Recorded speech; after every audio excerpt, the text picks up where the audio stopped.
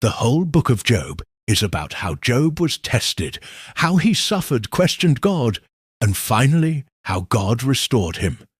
Since it's a long book, I'll summarize it for you and then share the key scriptures that show his testing and restoration. Summary of Job's testing. Job 1:2. Job is a righteous man. Satan challenges his faith, and God allows Job to be tested. He loses his wealth, children, and health. Job 3:37. Job and his friends argue about suffering, justice, and God's role. Job maintains his innocence, but wrestles with deep pain. Sheet 41. God answers Job out of the storm, showing his wisdom and power. Job 42. Job humbles himself before God. God restores his fortunes, gives him more children, and God even blesses his later life even more than his beginning.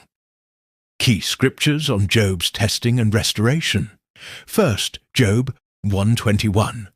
After Job lost everything, this is what he said: "Naked I came from my mother's womb, and naked I will depart. The Lord gave, and the Lord has taken away.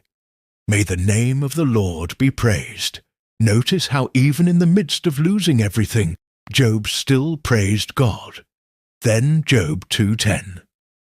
After Job was afflicted with painful sores, he said, "Shall we accept good from God and not trouble?"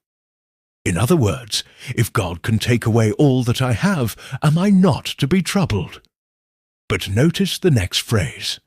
Shall we accept good from God and not trouble?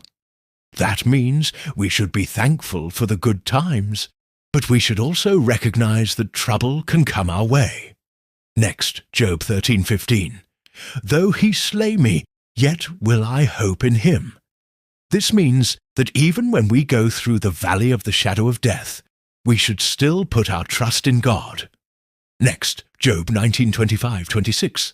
I know that my Redeemer lives, and that in the end he will stand on the earth. And after my skin has been destroyed, yet in my flesh I will see God. What a powerful declaration of faith! Notice that Job was looking beyond his current circumstances and was focusing on his future hope in God. Finally, let's look at Job 42:10. After Job had prayed for his friends, the Lord restored his fortunes and gave him twice as much as he had before. Do you see how Job received a double portion? That means that although he lost everything in the end, he ended up with twice as much. Also, look at Job 42:12. The Lord blessed the latter part of Job's life more than the former part. In other words, the second half of his life was better than the first half. Friends, the book of Job teaches us that although we may suffer and even lose everything, God can and will restore us if we remain faithful to him. Just like Job, we may even receive more than we had before.